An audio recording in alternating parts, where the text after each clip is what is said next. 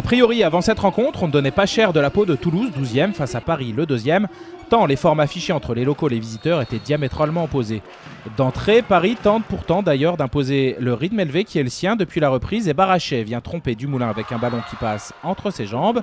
Harcelant le PSG en défendant dur, le Phoenix ne se laisse pas distancer et profite de cette contre-attaque pour inscrire un but parfaitement construit par Svizej. Le pivot feinte au meilleur et porte la marque à 3-3 à la 8e.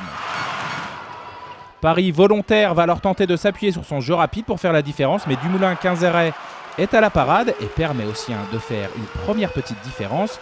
17 à la 18e, Paris va un temps recoller au score, 10-10 à la 21e, mais dans le sillage d'Angelkovic, Toulouse s'échappe de nouveau et peut compter sur Dumoulin pour s'assurer une belle avance à la pause, 17-14 à la 30e.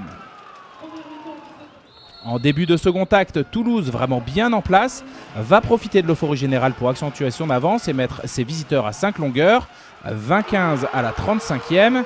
Et si après un 0-6, les joueurs de la capitale vont revenir, Morancy continuera de balancer des parpaings de toute sa hauteur pour porter le score à 23-22 à la 48e. La suite, c'est une lutte intense entre les deux équipes dans laquelle Paris s'appuie sur ses individualités. Pour rester dans le coup, Hansen marque ce but tout seul.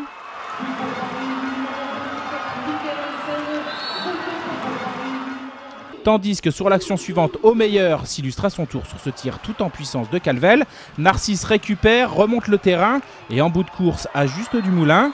Paris revient donc à hauteur et sur sa dernière attaque peut prendre l'avantage. Mais Dumoulin est là et se fend d'un double arrêt pour préserver le nul. Il reste alors 8 secondes au compteur, mais le Phoenix n'en fait rien. 29-29, Paris perd du terrain sur Montpellier qui s'est imposé à Cesson. Toulouse se dégrippe.